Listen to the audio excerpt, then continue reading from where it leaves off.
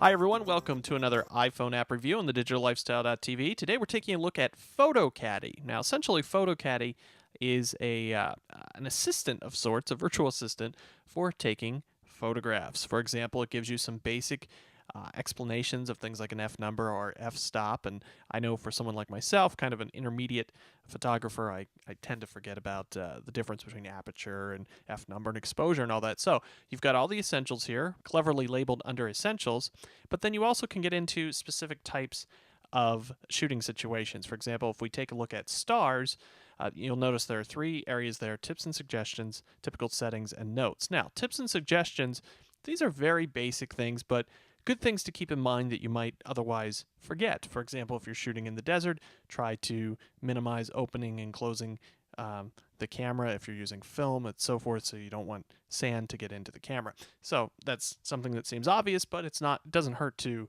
remember that as you go out to shoot. And again, you have the typical settings area where it will give you an idea of the general f-stop or f-number you should use, what kind of shutter speed, the ISO level, and whether a tripod is required or not.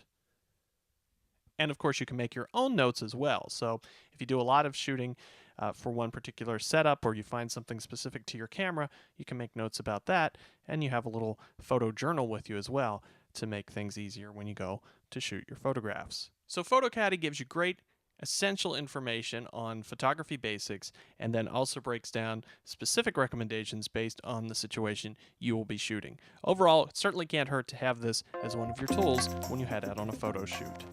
That's a look at PhotoCaddy for the iPhone and iPod Touch. For the digitallifestyle.tv, I'm Ryan Ritchie.